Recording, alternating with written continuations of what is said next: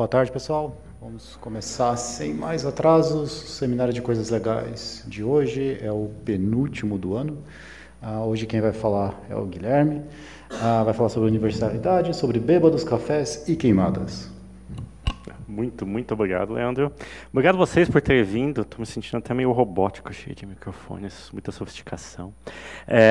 Mas vamos lá. Quando a gente tenta fazer um seminário mais amplo, assim, para um público mais amplo, e aliás o Leandro até fez questão de enfatizar, mas não põe muita matemática, eu prometi para ele, eu vou pôr uma equação matemática, então eu vou cumprir. E aí a gente vai ficar pensando, é difícil de onde começar. O começo é o mais difícil de preparar uma apresentação dessas. E aí eu vou começar com uma pergunta que aflige a todos nós, sobre o que é matemática, né? E claro, eu acho que uma coisa que todo mundo já vai ter passado é que você entrou na faculdade, aí você vai lá no bar, no boteco, não, você não vai no boteco, vai na padaria com os amigos, aí fala, tem que pagar a conta, né? Aí você fala, todo mundo vira para você, ele faz matemática. Ele paga. Então nós somos calculadoras. Bom, não é bem isso, né? Eu particularmente, e eu tenho alguns estudantes aqui meus que sabem, eu erro bastante em conta. Então não é exatamente isso que eu me considero. Mas é claro, outra coisa que a gente sempre associa é café, né? E a gente aqui adora, a gente tem um jardim lá do CMC, a gente vai lá tomar café, né? Então, e inclusive tem a frase famosa do Erdős, né? Paul Erdős, que um matemático é uma máquina de transformar cafés em teoremas, né? E, bom, a gente faz um pouquinho disso. Eu, particularmente, acho que tenho mais café do que produzo teoremas. Mas a gente não se resume só a isso, né? Uma outra anedota que acontece bastante é que principalmente quando a gente é mais jovem, tem aquela energia de estar começando graduação, meio de graduação, a gente quer até ser excêntrico, a gente fala para a coleguinha, é porque nós matemáticos, para a gente, uma xícara e uma rosquinha é a mesma coisa, né? Então, matemática é que tem essa excentricidade e que gasta mais de hora, pode gastar mais de uma hora, tomando um café e explicando para a coleguinha, que para matemática, xícaras e rosquinhas são a mesma coisa. Eu não vou falar disso hoje. Aí eu estava preparando isso, essa apresentação eu apresentei em outro lugar, na época, muito difícil assim tal, e por coincidência, isso foi no passado, uma matéria no passado surgiu no El País, da partícula de Deus à bola, quando a Big Data encontra o futebol. E essa reportagem falava de empregos modernos, em particular, falava matemáticos, lideram os departamentos de análise de dados de alguns dos principais clubes da Europa, que atribuem a eles a melhora nos jogos e nas contratações. Ou seja, profissão do momento, né? A gente é muito flexível, né? Claro, tem análise de dados, quando a gente fala de Big Data hoje em dia. E a gente, da matemática, a gente pode entrar nesse universo e é um campo a ser explorado. Eu, particularmente, sou muito fã muito fã é uma palavra forte, né? Mas eu acho que nós, da matemática, temos que explorar vários universos, nós temos capacidade disso. Mas não é exatamente sobre a profissão do momento que eu vou falar hoje. Eu quero partir para um lado um pouco mais filosófico, mas como eu não sou filósofo, eu chamei meu amigo que também não é filósofo, Einstein, para falar para a gente o que é a matemática, antes de eu poder falar o que é a matemática. Me atrever a falar um pouco sobre o que eu acho que é matemática. E o Einstein, lá atrás, disse que a matemática é, a seu próprio modo, a poesia das ideias lógicas. Tem muita razão em dizer, e eu acho que uma das primeiras coisas que a gente atribui à matemática é exatamente a lógica, né? Uma pessoa gosta de matemática, uma pessoa gosta de lógica, uma pessoa muito lógica, muito racional. Eu até concordo, mas vou ter que concordar discordando do Einstein, que me perdoe ele, mas porque quando a gente fala em lógica, a gente sempre pensa em algo muito metódico, mas no final das contas, a matemática tem um espaço para criatividade muito grande. É uma linguagem que passa a criatividade, né? A seu próprio modo.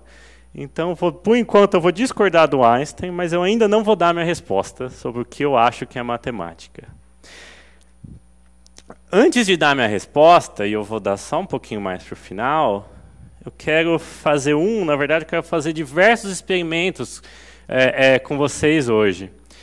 O primeiro que eu quero mostrar para vocês é o chamado tabuleiro de Galton, de Sir Francis Galton. O que vocês estão vendo ali é que são umas bolinhas vermelhas lá em cima Então, os obstáculos ali embaixo, em amarelo. E a gente solta as bolinhas, soltamos as bolinhas. As bolinhas começam a cair, pipocar, vai para um lado, vai para o outro. Até que em algum momento elas chegam no final e elas começam a se depositar nesses reservatórios, né? É que vocês veem aí embaixo. E olha que interessante, quando elas se depositam, você vê que elas formam um certo formato, né? Um certo shape, né? O que seria, na verdade, o gráfico de uma função que muito provavelmente vocês veem já lá em cálculo 1, com certeza em cálculo 2, numa das integrais mais legaisinhas de se calcular, né? Para pessoas excêntricas como eu, pelo menos. Então esse é o gráfico basicamente exponencial de menos x², que vocês estão vendo aí à sua direita. E é claro, o que esse experimento de Galton nos mostra é um jeito de mostrar, na verdade, como essa função surge naturalmente no experimento do século XIX, né, no começo do século XIX. Né? Certo, esse é um experimento bacana, legal, mas tem outro também aqui que é mais ou menos oposto. Certo. E é o que? É algo que a gente não vê muito, né, por aqui, mas são flocos de neve. Isso é uma gravação do vidro do carro, quando neva, e a neve começa a escorrer e se depositar no vidro, né? E é isso que vocês veem aí no slide de vocês. No slide. O que eu quero que vocês observem é que aí também é um deposimento, digamos, um experimento de depósito de algo, né, nesse caso partículas de neve. E observe que tem uma certa transição. Em que sentido? Embaixo você tem muita neve, em cima você não tem nada, mas você vai formando, né, conforme a neve vai se depositando, ela vai se grudando a outros blocos que já estão depositados e vai formando um certo formato, com perdão formando formatos, né? Forma esse formato e você quer... E o que eu quero que vocês observem é como esse formato se parece, né? É claro, aqui todo mundo já vai falar, é fractal que ele vai falar hoje. Eu não vou falar de fractal hoje, me desculpe. Mas é outra história, claro, isso é também um fractal, mas não é de fractal hoje, é uma outra história que eu quero falar para vocês. E eu quero, na verdade, comparar esses dois experimentos, né? Que, claro, eles são muito distintos e eu não vou me ousar dizer que são iguais, porque eles não são. E principalmente para a palestra de hoje. Qual a diferença que eu quero ressaltar aqui? Pense que no meu lado esquerdo, seu lado direito, né, o experimento do tabuleiro de Galton, basicamente, você pensa nas bolinhas como pessoas ou como partículas e, basicamente, elas não se conhecem, elas não conversam. São vizinhos chatos que não se conversam. E o que acontece é que, se você... Claro, ali a gente fez experimentos soltando todas as bolas ao mesmo tempo, mas você poderia soltar uma por uma. E o efeito seria basicamente o mesmo, o resultado seria o mesmo no final, basicamente. Né? Então, se você solta uma por uma, é o mesmo resultado, e quando você solta uma por uma, a primeira não influencia no resultado da segunda, que não influencia no resultado da terceira, assim sucessivamente. Elas não se conhecem. Né? Mas aí tem vizinhos legais, que se conhecem bastante, né? E é o caso dos flocos de neve. Conforme a neve vai caindo, ela se encontra com o vizinho e começa a bater um papo, né? Ela começa a cair meio grudadinha, né? E isso é o que a gente chama, em matemática, digamos, de independência no caso das bolas, elas não se conhecem, ou de correlação no caso dos flocos de neve, onde, nesse caso, os flocos próximos eles compartilham informação, eles se comunicam, né? Então você tem uma interação entre eles, né? E é sobre isso que eu quero falar, né? Sobre independência, ou mais que isso, na verdade eu quero falar sobre correlação hoje, né? E isso traz o título inicial da palestra, né? Universalidade. O que acontece, essa mensagem que eu quero passar para vocês de um ponto de vista mais matemático, não tão filosófico, é que diversos sistemas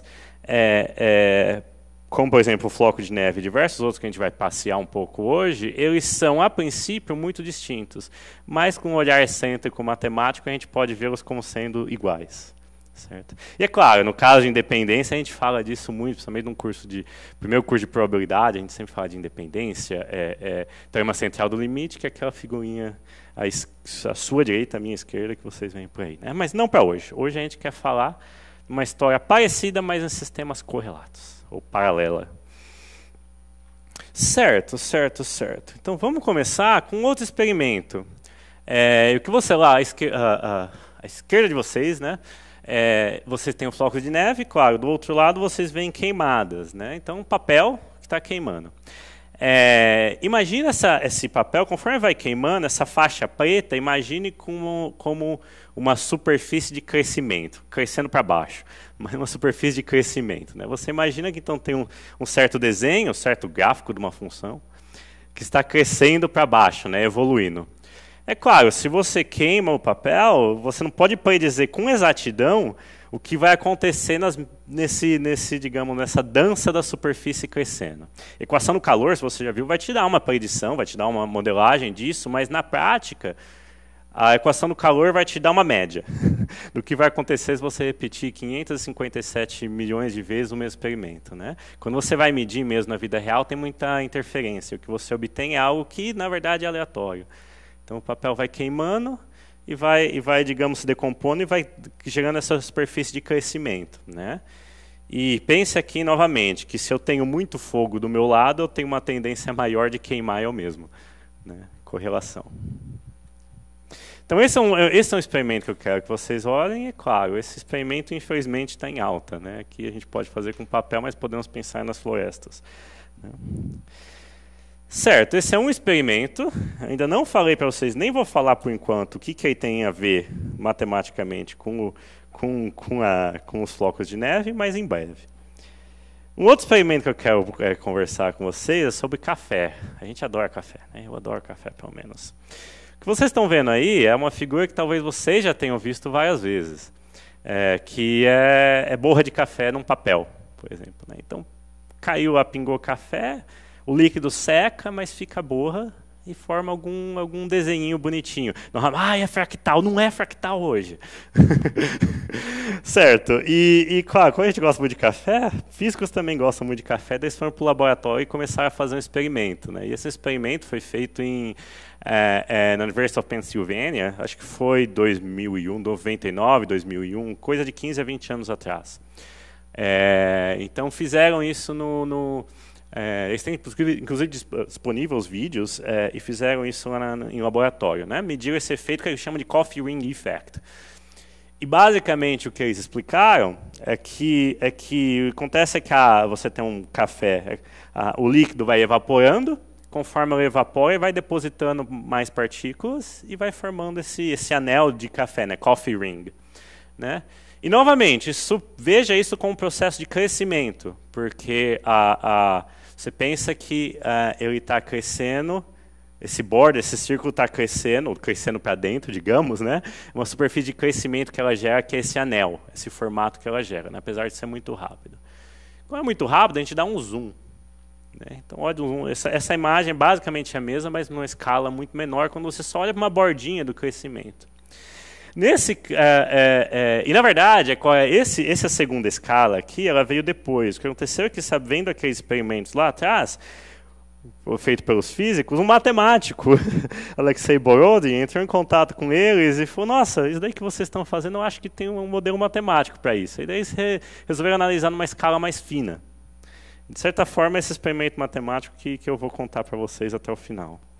Esse modelo matemático. E se vocês olharem agora nessa nova animação, então é a mesma do anterior, mas ela está com um zoom. E vocês veem novamente essa superfície aí, até mais claramente, uma superfície de crescimento, né? Mas tem uma coisa curiosa, porque eles fizeram isso com grãos redondos, aquela primeira figura, e fizeram com grãos ovalados. Não me pergunte como eles moem café de forma ovalada ou de forma redonda. Eu não faço a menor ideia, mas eles fizeram. Tem até um intermediário, eu só coloquei 2. Mas veja como já são distintos esses experimentos. Esse segundo já não lembra algo para vocês? O floco de neve. O que acontece é que nesse primeiro, por serem ovaladas, é quase que um efeito de independência. As partículas não conversam muito uma com as outras, as partículas de café. Já no seu lado direito, as partículas já começam a se conversar mais por serem ovaladas. E como eu falei, tem até um regime intermediário que eles fizeram, que é ovalado, mas só um pouquinho, né? Certo. Não falei ainda para vocês o que na verdade, matematicamente, tem igual com a neve. Ainda não vou falar, só daqui a pouco. Antes de falar daquilo, eu quero passar por mais dessas bobeirinhas que vai ter tudo a ver com aquilo que eu tenho falado até o momento, que é, no caso, um bêbado. Né? Então, o nosso bêbado está bebendo cerveja, está bebendo Guaraná, e aí ele vai voltar para casa. Imagina que para voltar para casa ele anda em linha reta, certo? Mas como ele está bêbado, ele vai andar meio que assim, né? O Guaraná dele estava muito, muito açucarado. E como a gente pode, digamos, modelar isso matematicamente? Imagina que quando ele decide dar um passo, ao invés de dar um passo, ele pode ir, ao invés de reta, ele pode ir ou para um lado ou para o outro, para cima e para baixo, para a visualização. Né? Matematicamente, claro, ele não sabe muito bem para que lado ele vai, ele não sabe o que ele está fazendo. Então, matematicamente, o que a gente faz para modelar isso? Joga uma moeda. Então, joga uma moeda, digamos, deu cara, então, por ter sido cara, quer dizer que o bêbado vai para um dos lados, digamos, direito, ou vai para baixo, certo? Próximo passo que ele vai dar, ele vai fazer a mesma coisa. Ele vai jogar uma moeda e decidir para onde ele vai. Né? Então, jogou a moedinha, digamos, deu coroa agora, então ele vai para o outro lado. E segue repetindo esse processo. Joga a moeda e vai andando para cima, para baixo, para cima, para baixo, para baixo, para baixo, para cima. Né? E isso... então ele vai fazendo esse movimento errático, que aí você que gosta de matemática já identificou o gráfico de uma função. Né? Claro. Mas aí ia ficar muito demorado se eu fizesse todo esse experimento um por um. Então eu fiz aí mais acelerado. Né? O que vocês estão vendo aí, eu rescalei e fiz no intervalo de 0 a 1. Então eu falei que o meu amiguinho do Guaraná ele começou lá em 0 e começou a andar, né? Com pedaços, com passinhos bem, bem pequenininhos. Né? E você vê esse gráfico. Né? Você já viu esse gráfico antes? Alguma vez? Sim? Não? Nunca? Talvez? Eu acho que vocês já viram esse gráfico. Esse daqui, ó. Esse daqui vocês já viram, né? Aham. Esse daqui é de ontem, é o valor da cotação do dólar de ontem. Não por acidente, eles são muito parecidos. Na verdade, de primeira grandeza, o gráfico, a brincadeira que eu fiz do bêbado, modela, por exemplo, bolsa de valores. É claro, eu nunca apostaria meu próprio dinheiro só baseado nisso, esse é um modelo muito simplificado. Mas, de primeira grandeza, esse é, digamos, um objeto principal, primário, que se estuda quando se quer fazer análise estocástica, por exemplo, de bolsa de valores. Isso que eu acabei de produzir é o que chamam de passeio aleatório, ou no limite, quando o pedacinho passa ficando bem pequenininho, de Brown Motion, movimento browniano. Enfim, essa historinha com um bêbado, mas você pode fazer isso com mais bêbados. Então eu falei para o meu computador, vamos fazer com mais bêbados. E o que acontece, você está com seus coleguinhas voltando para casa e imagina que vocês estão tudo andando em linha. Então em algum momento vocês batem um no outro, então a ordem se mantém. Quem começou no meio, continua no meio. Quem começou nas pontas, continua nas pontas. Como vocês têm que sair da padaria com o seu Guaraná e chegar lá na sua casa, na sua república, o ponto inicial você conhece, o ponto final você conhece. Mas no meio, de repente, alguns começam a ir mais para a esquerda, vão ficando até um pouquinho mais de flexibilidade, então eles abrem um pouquinho e, de repente, eles voltam a fechar lá na frente. Né? E aí você cria esse desenho que vocês estão vendo. Aí, se eu não me engano, eu fiz com 20. 1, 2, 3, 20. Contei rapidinho. São 20 que tem aí. E, claro, você pode fazer com 20, com 50, com 100, com 1 milhão. E o que você vai notar é que quando você começa a fazer com mais e mais pessoinhas, mais e mais coleguinhas, eles vão formar um que a gente chama de limiting shape. Um formato limite, que é essa elipse, ou como chamam, e isso é oficial na literatura, é melancia. Então forma essa melancia. Então você sabe que quanto mais e mais partículas, mais e mais bêbados, você faz esse processo de começar em um ponto, terminar em outro, e ficar só se chocando, mas não se cruzar, eles preenchem essa elipse que vocês veem, certo? Mas a gente está falando sempre de processo de crescimento e correlações. Onde está o processo de crescimento? A gente olha para uma bordinha e a gente dá um zoom. Né? E o que a gente quer medir aqui, assim como lá a gente media mais ou menos nos outros experimentos, por exemplo, do fogo, a equação do calor te dá mais ou menos o que está acontecendo com o seu crescimento. Mas você quer, na verdade, medir os erros que você está tendo do que a equação de calor te dá. Né? Então aqui a gente faz a mesma coisa. Tipicamente, você está acima você está dentro da elipse, mas você quer medir o quanto você está fora do ponto de vista estatístico, né? E essa medição que você vai fazer, isso te dá uma interpretação de processo de crescimento, e exatamente nessa medida, essa medida do quão longe você está da melancia, do bordo da melancia, ou quão perto, é a medida que coincide, é onde você vê basicamente o mesmo processo da neve, o mesmo processo do fogo. Certo? Então aqui eles coincidem. Certo. Mas eu ainda não te falei como eles coincidem matematicamente. Isso é no final e aqui vai ser o meu único slide matemático. O que eu quero falar para vocês antes é responder por que você se importa com isso. Bom, tem vários motivos quando a gente é matemático excêntrico, porque é legal, né? Eu ainda estou nessa fase, ainda sou apaixonado. Mas daí quando a gente vai amadurecendo, a gente tem que entender de um ponto de vista mais, digamos, concreto, né? E por exemplo, uma motivação para você tentar entender esses modelos sob a mesma ótica é que, basicamente, você pode escrever seu laboratório, você pode escolher o seu laboratório. Imagina, por algum motivo, você tem que fazer algum experimento, esse experimento é muito custoso, mas você sabe, por qualquer motivo teórico, que esse experimento, de certa forma, coincide com outro experimento que é muito mais barato. Então, o que você faz? Você faz o seu experimento mais barato, mede o que você quer medir no mais barato, e aí você infere alguma informação sobre aquele que é mais caro, de modo bem concreto. Certo? E eu tenho um que é muito barato, que é o que a gente vai fazer hoje. Eu vou escolher o meu que é bem baratinho, que é sobre cartas. Né? Então, imagina que você tem aí um jogo de cartas, digamos 6 cartas. Você tem um valete de pau, um 3 de ouros, aí você tem mais uma pancada de carta que eu até me perco com naipes e valores e tal. Então, não. Como eu sou matemático, eu prefiro dar ordem nisso. Então, vamos só chamar essas cartas de enumerar. Qualquer uma que você começou, você enumera de 1 a 6. Aqui temos 6, certo? Então, vamos descartar essas. A gente não precisa mais delas. Vamos só olhar para essas. E como eu falei, a gente vai embaralhar. Então, vamos embaralhar. Né? A gente embaralha. Opa. Então, mudou a nossa sequência. Né? O que a gente quer olhar aqui? A gente quer olhar para subsequências crescentes.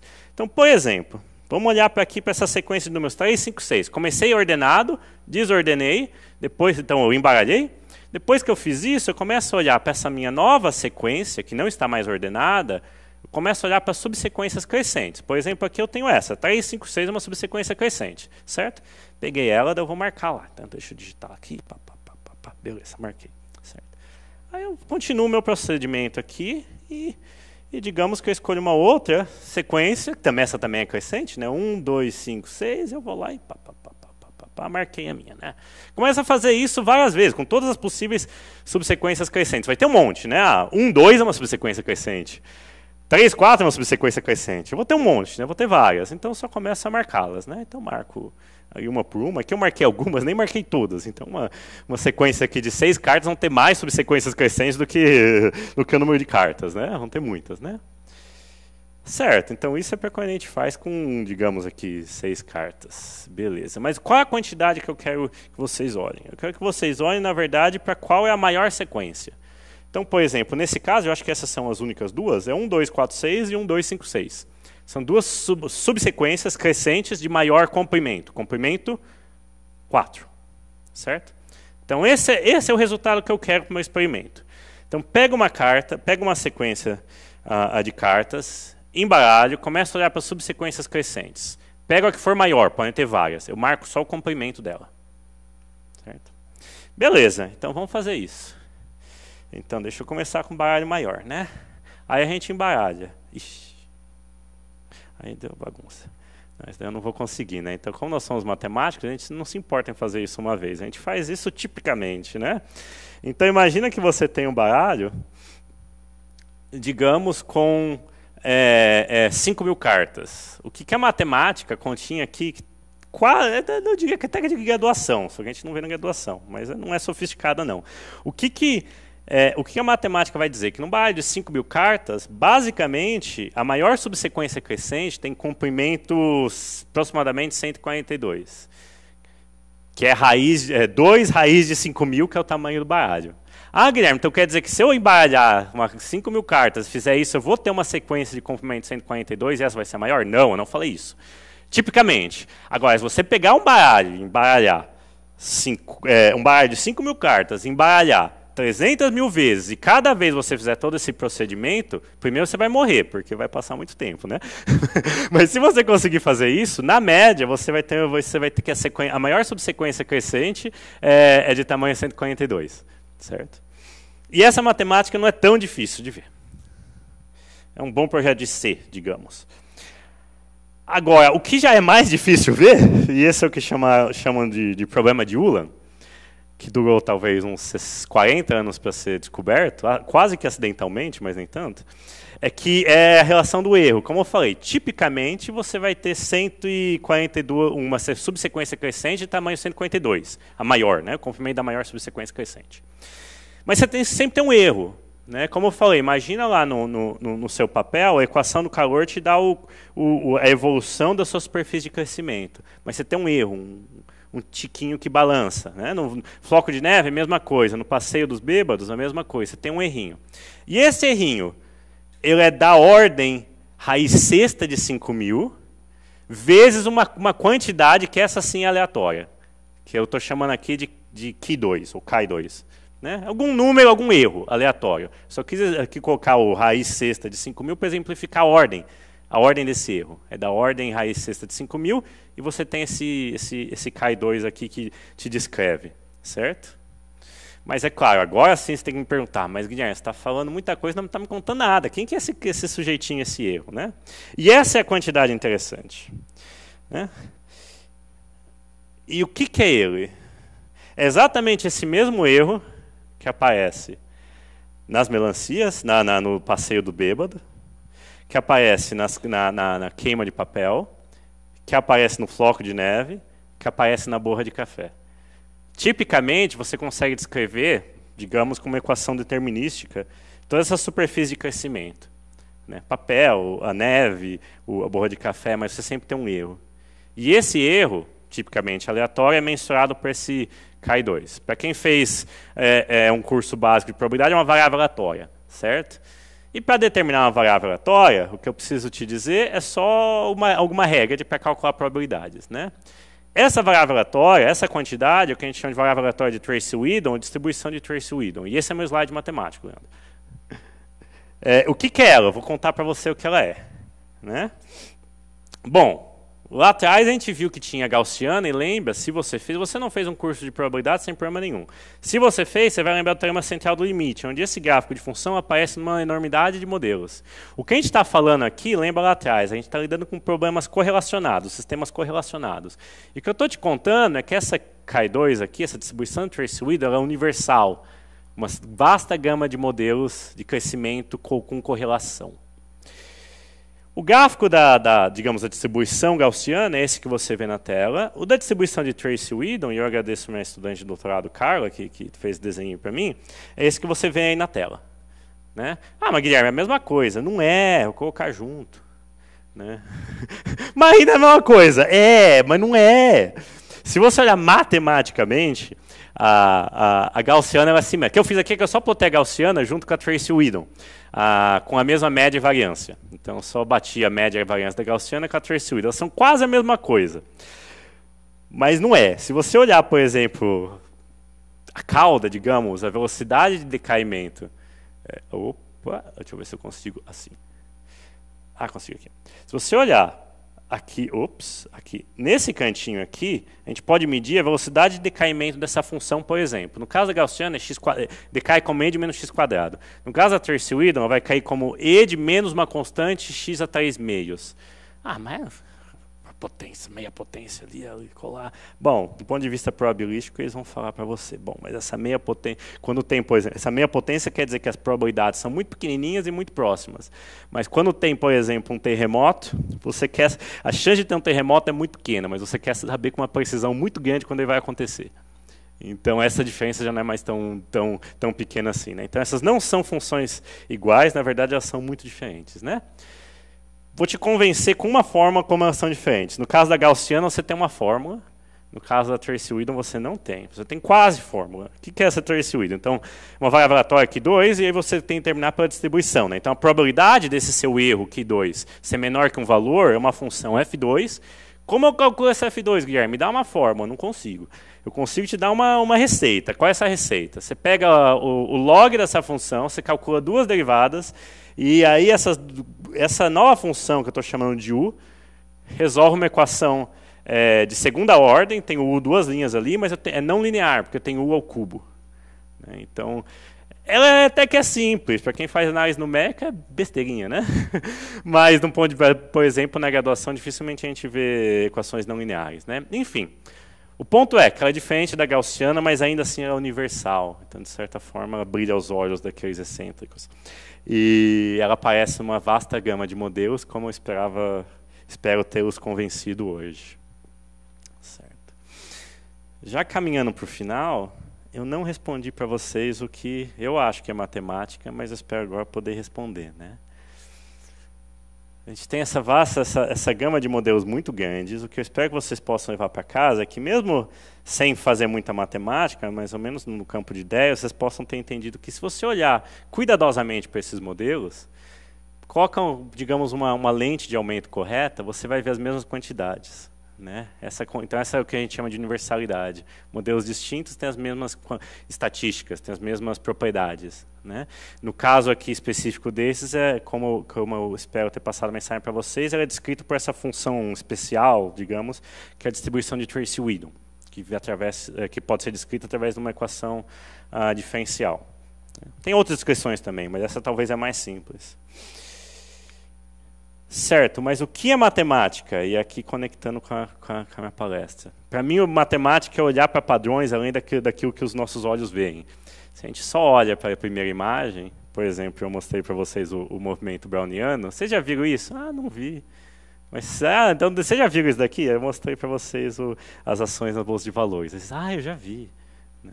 Então, muitas vezes, quando a gente está estudando algo, tentando entender algo, a gente não, assim, à primeira vista, a gente não vê relações, não vê como uma coisa pode ser conectada com a outra, né? Mas a matemática é uma linguagem universal que nos permite ver esses padrões, né? Nos permite entender muitos fenômenos que, a olho nu, a gente nem conseguiria compreender, mas olhando corretamente, a gente, inclusive, consegue identificar que eles são iguais. Certo, e eu vou parar por aqui.